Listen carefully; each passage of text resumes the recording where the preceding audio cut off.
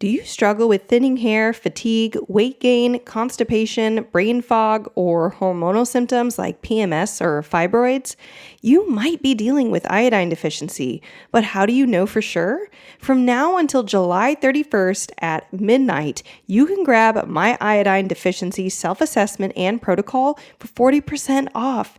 Inside, you'll not only get the assessment to know if iodine is your missing link, you'll also get the exact 4-step protocol I use with my own clients to safely raise iodine levels, reduce symptoms, and avoid common iodine therapy mistakes. If you've been confused or cautious about iodine, this protocol and self-assessment will finally give you the exact steps you need to heal.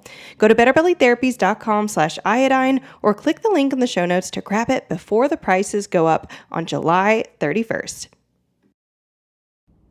Iodine is the building block to healthy and happy thyroids. Without sufficient iodine, we can't build the very hormones that our thyroid gland is designed to make, T4 and T3. So, if you have a deficiency in thyroid hormone, as is in the case of hypothyroidism, or you have symptoms of hypothyroidism like brain fog, fatigue, weight gain, or constipation, why are more doctors not looking into iodine deficiency as a possible root cause to these symptoms? That is a question I'm answering on today's episode, along with the even more important question of, if your doctor isn't going to test you, how can you evaluate your own iodine levels? And secondly, if they are low, how can you safely build them up again? There's a lot of controversy around iodine, both on whether or not we even need more iodine in our diets, as well as if iodine supplements are even safe. So that's why on today's episode, we're diving into symptoms of iodine deficiency, why iodine in salt is not enough, why iodine testing is so hard, what tests I do recommend to evaluate your iodine levels, 3 safety measures for an iodine protocol, and access to my iodine protocol that I've used with my own clients. If you're dealing with hypothyroidism, bloating, constipation, brain fog, weight gain, or hormonal symptoms like estrogen dominance, PMS, or even endometriosis, then this episode is for you.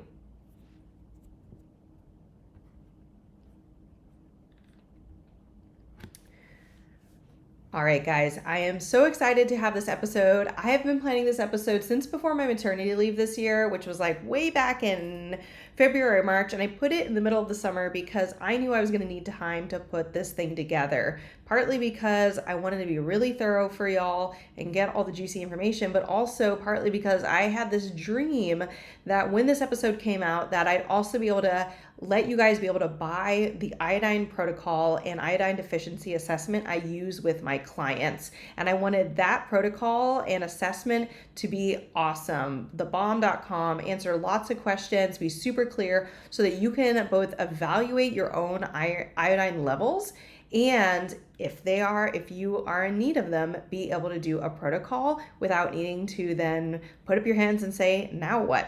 So just a big hint that as of the release of this episode, that protocol is available. And I am doing a fun sale from now until July 31st, 2025. You can get more than half off of this protocol by going to betterbellytherapies.com/iodine and using the coupon podcast. So just go to betterbellytherapies.com/iodine and put a coupon code in podcast, and you can get this full protocol and evaluation in your inbox available to you with all the direct supplements that I recommend, their exact dosages, the exact steps you need to take so that there's no confusion and you can feel very, very clear on if you need it and if so, how to do it.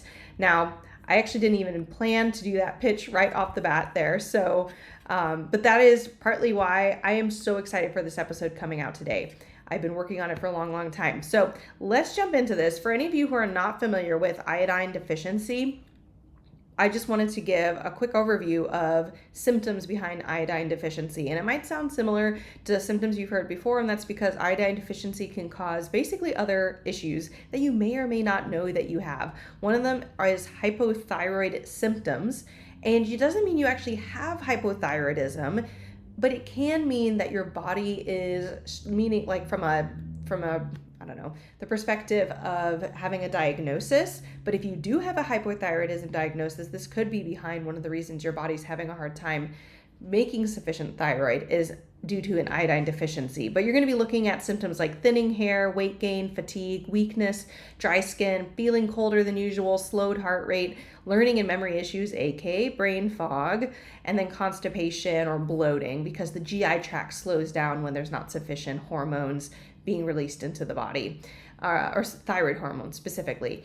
You can also get hormonal symptoms like estrogen dominance, and estrogen related issues because when there's not sufficient thyroid in the body, then the liver doesn't detox as well. And now you're getting hormonal symptoms because estrogen's building up because the liver's not detoxing estrogen sufficiently. So we're looking at estrogen dominant symptoms can be like tender breasts, PMS, painful periods, irregular periods, heavy periods, endometriosis, fibroids, fibrocystic breast disease, ovarian cysts and nodules, breast cysts and nodules, and breast cancer even. And I'm not going to talk about cancer a ton in this episode, but if that is interesting to you, the idea of breast cancer being connected to iodine deficiency, I highly, highly recommend you go check out one of the 2 books that are going to be great references to do a deep dive into iodine if you want to. One is called The Iodine Crisis by Lynn Farrow, and the other one's called Iodine, Why You Need It, Why You Can't Live Without It by Dr. Dave Brownstein, who's an MD. And those 2 books, they're linked in the show notes if you want to go grab them right now or once you've listened to the full episode.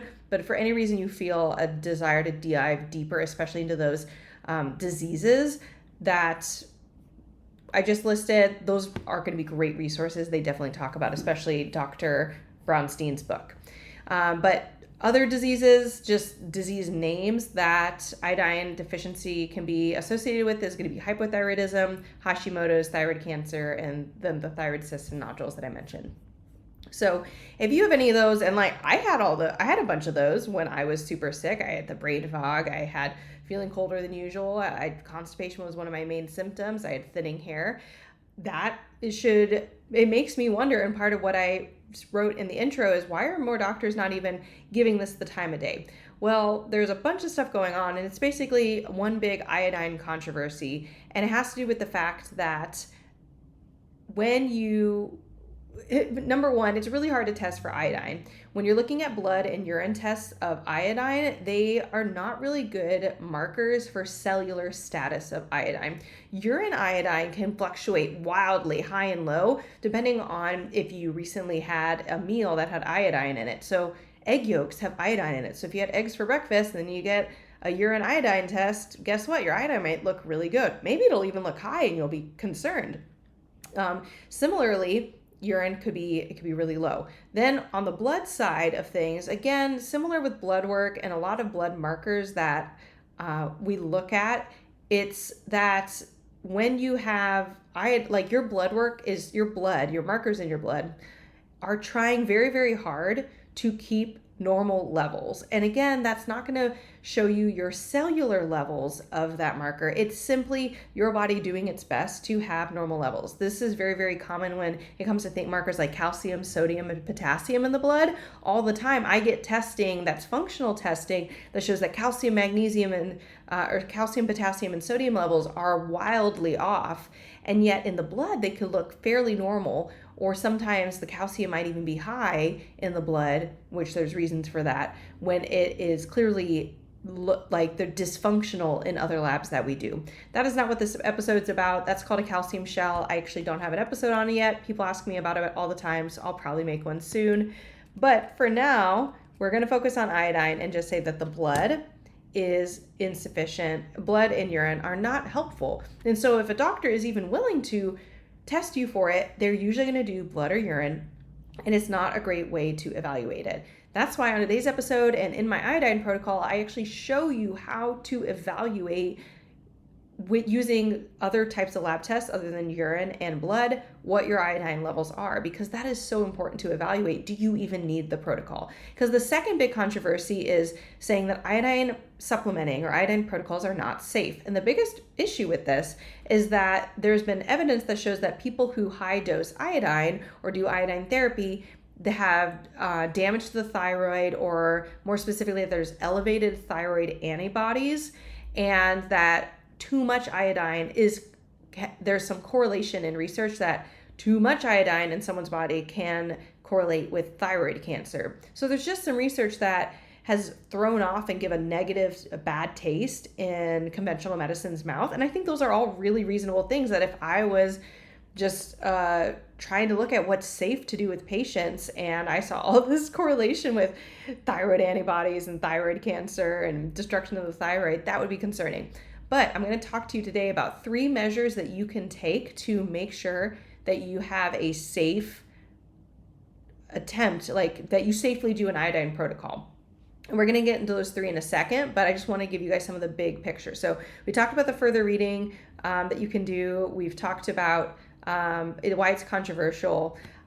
One other reason that it can be controversial in general is that there is just a general belief out there that the recommended daily levels for iodine is sufficient for the American diet, and that is 150 micrograms per day. And basically 150 micrograms, which the 2 books I recommended talks about, 150 micrograms is enough to make sure you don't have a goiter, but it's not necessarily a sufficient amount to have optimal thyroid levels. So just because you don't have a goiter, and by the way, if you don't know what a goiter is, just look it up. It has to do with how your neck looks and dysfunction of the thyroid and your neck swelling, things like that. Just because you don't have a goiter doesn't mean that you are iodine sufficient.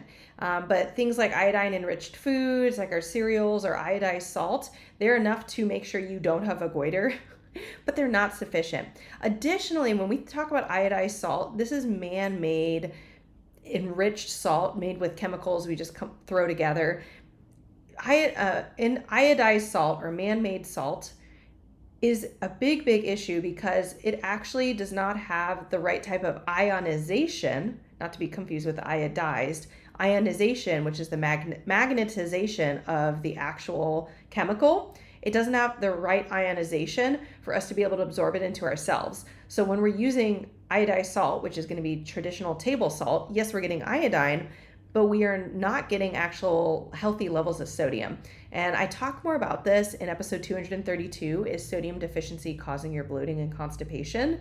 Very interesting. I've had tons of clients when they stop eating table salt and they eat sufficient amounts of healthy salt, which I talk about in the episode, which ones are going to be good for you, good for replenishing your salt levels, then you can get good sodium. So I think iodized salt is not really going to cut it. It's more damaging than it is helpful. And really, we just overall need more iodine than what those 2 things, iodine-enriched foods and iodized salt, can give us. So those are a lot behind why it's controversial. Number 1, just the general myth that we already have enough iodine. Number 2, that iodine is unsafe. And number 3, that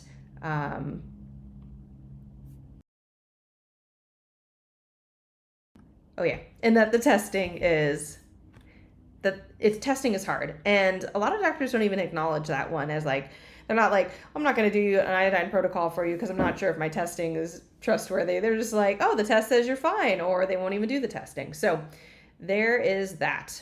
So what tests do I recommend? And I get more in depth in this in my iodine protocol, but we're really looking at primarily 2 tests with the option of a 3rd test to double confirm. But number 1 is the HTMA test, hair tissue mineral analysis. You're going to want to use trace elements or analytical research labs, or analytical research labs.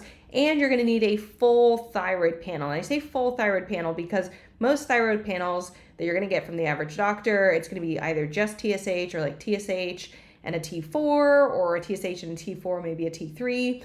And it usually is not both the total T3 and free T3 and total T4 and free T4. It might be like a mix of one or the other.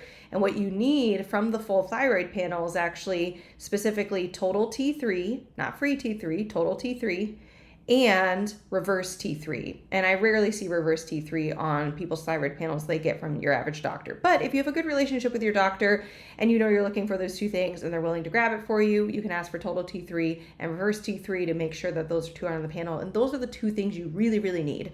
Additionally, if you are indicated for an iodine protocol, you really do want to have your thyroid antibodies on your thyroid panel as well, so that you can keep evaluating them and making sure that they are not going crazy high and staying crazy high. That's more, if you're indicated for it, you'll want to have access to that. If you don't have access to a doctor who can get you a full thyroid panel, I give you an option in my protocol of where you can buy it straight from a lab online. Super, super easy there. The bonus test that you can use to double confirm if you have a iodine deficiency is actually a Dutch test. This is a urine-based hormone test for your sex hormones, and you're going to do something called an estrogen quotient, where you're dividing your third estrogen, E3, estriol, against the addition of E2 and E1. I also go into that. If that was too fast, I go into my protocol. That is by no means the only marker you need to be assessing for iodine deficiency. The most important marker isn't even the HTMA, it's that full thyroid panel. But you want to be able to look at both and have both agreeing that you need the iodine protocol before you get going. So that's the test I do recommend. And that is the first step in the measure of safety for an iodine protocol, because that's the big controversy. Is it even safe? And we're going to get into the whole iodine or antibody levels getting high thing in a second once I go through the 3 measures. But the first measure of safety in an iodine protocol is necessity. Do you even need an iodine protocol? A big reason that an iodine protocol could be unsafe is you're doing it and you don't need it. It's our bodies are very, very sensitive to iodine, and excess iodine can throw off a lot of things and genuinely cause issues. But we are not appropriately evaluating if people need it with the blood and urine. And so when you use the HTMA and the full thyroid panel in the way I show you in the protocol, I literally have a chart in there where you X off a box and it says, in the HTMA, is this marker higher than X amount? If so, hit X here. Is this marker higher or lower than X amount? X here. And you go through and you see how many X's you have. The more X's you have, the higher likely it is. But the tiebreaker is always your total T3 and reverse T3 results. You use them to get a number, and if that number is over 14, then you have an absolute iodine deficiency. If it's under 10, then, and this is not those 2 markers, please be clear, I'm not talking about the actual markers, but using total T3 and reverse T3 together, you can then get a number, and that helps clear up things so much. That number on its own is not helpful without the presence of the HTMA. So they really work together, and they give you a whole chart so you can evaluate the likelihood of your deficiency in the iodine protocol. Again, if you want that, just go to betterbellytherapies.com/iodine. If it's before July 31st, 2025, use the coupon code podcast and you can get a % off. So that's section A. Section B needs to be positive. And you do need both sections. And then the Dutch test results, if you have that and you get the estrogen quotient, then you can just see if your Dutch also agrees. Now, if it disagrees, that's fine. But if it agrees that, yep, things are looking a little wonky, great. Now, before we move on to the second measure of safety, here is a fun fact. 99% of iodine deficiency assessments I've done with this iodine deficiency assessment end in this result, which is it's not iodine deficiency. Well, if it's not iodine deficiency, what is it? It's the liver. Why the liver? So the liver is in charge of the majority of conversion of inactive thyroid hormone T4 and converting it into active thyroid hormone T3. It's about 70% off the top of my head.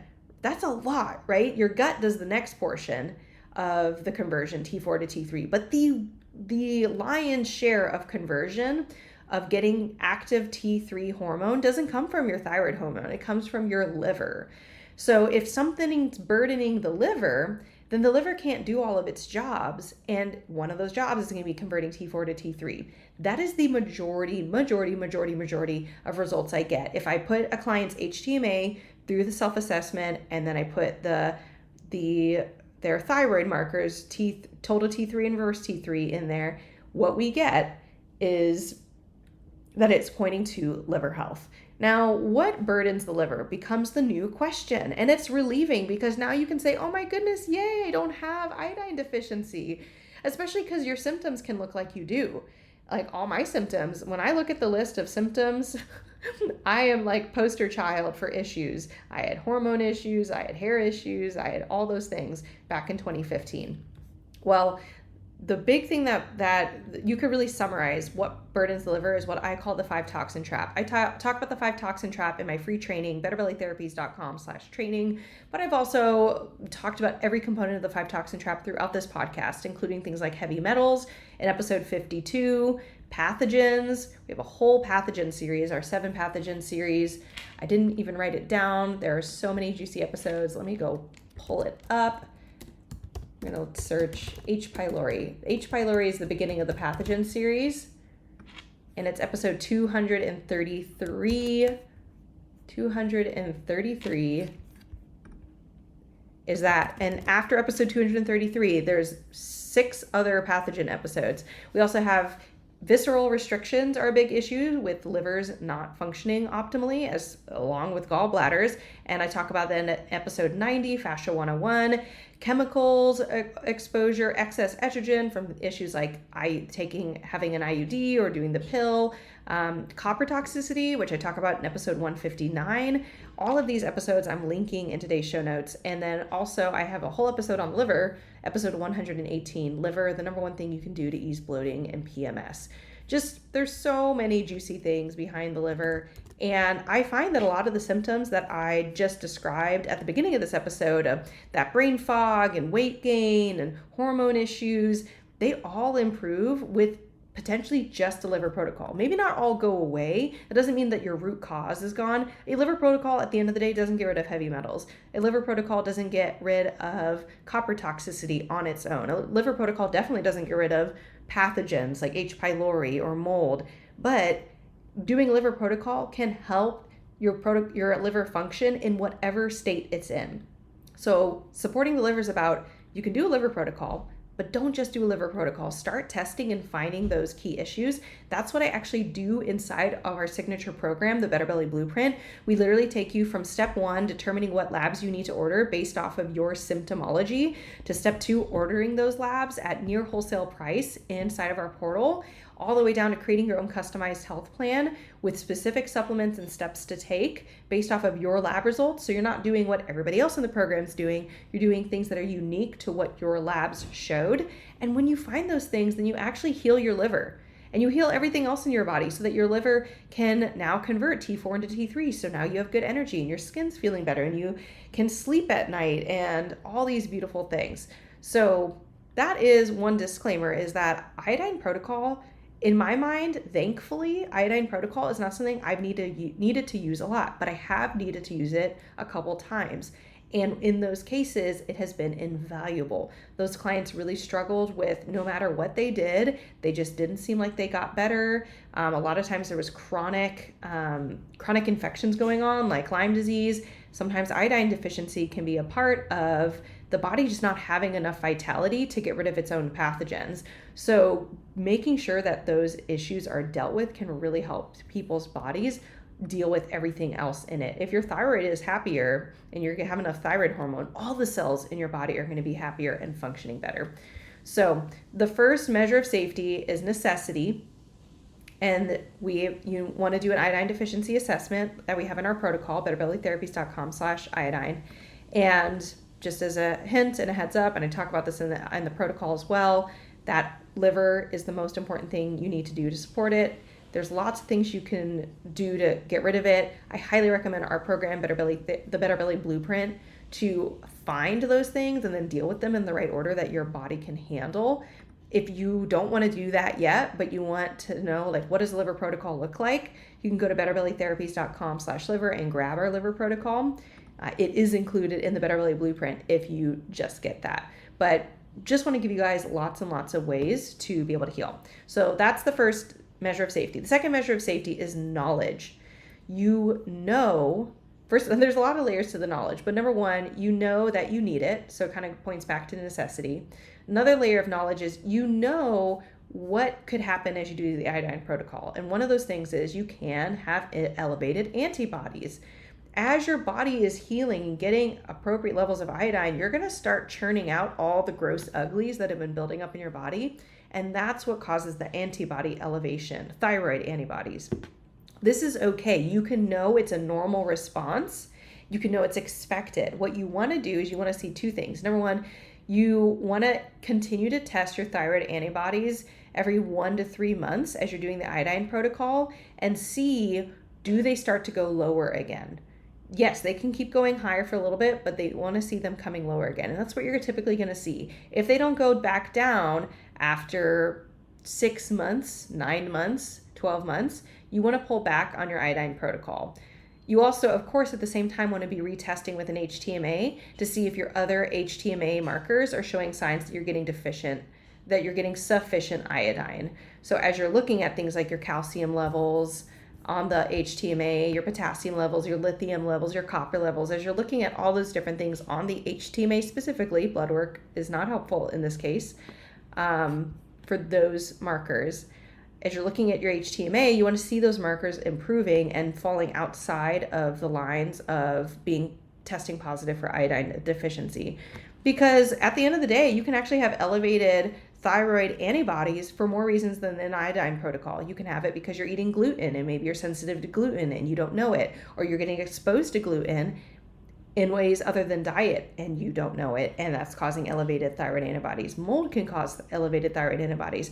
So you don't want everything to be about elevating thyroid antibodies when you're reevaluating yourself, which is why really an iodine protocol should never be done on its own. It should always be done in an ecosystem of other protocols, like a liver protocol, pathogen protocols, etc., so that you're dealing with the big picture of your health and not just one thing. But again, for those of you, maybe you've done lots of things on your health already. That's why we're allowing the iodine protocol to just be purchased separately. And some of you are probably just really curious. If you run your iodine markers through the iodine deficiency assessment, what will it spit out? Additionally, our iodine protocol for all of our Better Belly Blueprint members is being released to them. So if you simply just join the Better Belly Blueprint, you are going to automatically get access to the iodine protocol, because it really is about being in a bigger ecosystem. So we have the iodine deficiency, or knowledge is the second thing that keeps you safe. You know that you need to keep retesting. You know that your thyroid antibody levels can go higher, and that's okay. You also understand that your symptoms can get worse temporarily as you go into the iodine protocol. And I go into that in my mini protocol of the iodine, that as you are taking iodine supplement, that you can get some symptoms, and I talk about what those symptoms are, how to identify it, what to do about it, and it's pretty simple, but you know that's another thing that makes it safe, is just being able to self-assess as you go along and not just blindly take iodine. That is huge. Blindly taking iodine definitely can be unsafe. Number 3, but the third measure of safety is nourishment. So we have necessity, you need it, you tested and done the self-evaluation. Knowledge, you know what to look for to make sure that you are safe, you know what to keep retesting for. And 3, nourishment. This has to do with the fact that an iodine protocol isn't just about taking iodine. Did you guys know that? Actually taking iodine is the last step to replenishing iodine levels. The last step. The steps are technically 0.0 before you even start doing that iodine deficiency assessment. But then number 1, iodine cofactors. Number 2, a salt flush to get rid of halides, which are toxins that can block iodine absorption. And number 3, finally, that step is then doing an iodine increase at a low and slow level. You don't just start taking gobs of very high levels of iodine. So that is, you're actually nourishing your body with the cofactors, and you're nourishing your body by getting rid of the toxins, the halide toxins, before you even get to taking iodine. Those 2 steps often make my clients feel better before we even get to any type of iodine therapy at all. I use especially iodine cofactors in a lot of our other protocols, and they make people feel better, because you might have sufficient iodine, your iodine just can't do its job because it needs buddies to be able to do its job everywhere else. Kind of like if you have, someone comes to your house to dig a hole in your yard, but there's no shovels, it's going to be really hard for them to do their job. And that's what happens when iodine doesn't have cofactors with it. So the iodine protocol that I have, that you guys can go and grab at betterbellytherapies.com/iodine. That protocol has the cofactors in it as step 1. It has the salt flush as step 2. And then it has the iodine actual like therapy, dosage, drops, what exact supplement I recommend in there. So that when you do those three things, iodine protocols can be safe because they're happening, if you're doing one, they're happening on a person who it should happen to, not someone who doesn't need it. They're happening to someone who knows how to identify that, making sure and tracking that they still need to keep doing that therapy, that the therapy's treating their body well. And then the last thing is that they are taking the cofactors and getting rid of halide toxicity before they start. Now, one big thing you guys are want to know, what is halide toxicity? So just as a quick debrief, I don't want to leave you guys hanging too badly. I do go more in depth into it in my protocol, but a halide toxicity is going to be, halide elements are anything that sits below the iodine on the periodic table. They're very similar biochemically to iodine, and so they can bind to iodine receptors in the body and block those receptors from being able to take real iodine from them. So halides are going to include chlorine. Think about like chlorine in our water that we're using to clean our water, chlorine that we're showering with, that we're drinking, chlorine in pools, fluoride in toothpaste, fluoride that you get at the dentist, bromine and chloramine. So when it comes to halide toxicity, you want to both reduce exposure, which I talk about lots of options in the protocol, and then also to flush out the halides, which is the salt flushing. And you get detailed description of exactly how to do the salt flushing in that protocol. So that is halide toxicity.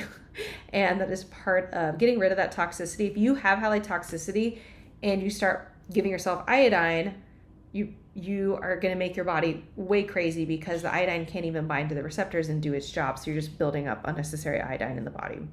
So that is it. You guys want to do an iodine, ideally in an ecosystem of protocols, not just one off. You want to make sure that you've done other things to help heal your body from heavy metals and pathogens and looked for them. You don't want to just assume you don't have them because you don't seem like you would. That's why in the Better Belly Blueprint, we test for so many things. People often have things that they don't think that they're going to have. If you guys want to join the Better Belly Blueprint, you can go to betterbellytherapies.com/blueprint. You can read everything there if you're a visual learner, but if you like to listen to things to learn or watch a big like training with slideshows, because that helps things make sense in your brain, you can go to betterbellytherapies.com/training. And I have a whole free training on the 5 toxin trap and how the Better Belly Blueprint works when other programs haven't. So guys, I think that is it. I mean, I'm so excited. I hope that this guy gave you clarity on iodine protocol, on your symptoms, how your symptoms may or may not be related to iodine deficiency. And if it's feeling relevant, go and grab my iodine protocol, take the self-assessment. Even if it comes back negative, it's super fruitful. And if you ever have a point in time, you can always reassess. Just use that assessment over and over again. And if it ever comes back positive, you can go and do that protocol, have it available to you right away. Or join the Better Belly Blueprint and get that protocol, the iodine protocol, and all the other protocols in our program. So guys, I hope you have a great rest of your week. Enjoy the protocol. I can't wait to hear everybody's feedback on this. We had tons of people asking us for the iodine protocol before it released. This whole year I've gotten emails asking if I had an iodine episode. I've had DMs asking about it. We've had people in our actual student Facebook group asking about it, and here it is. Let me know what you guys think, and I hope you guys have a great rest of your Thursday.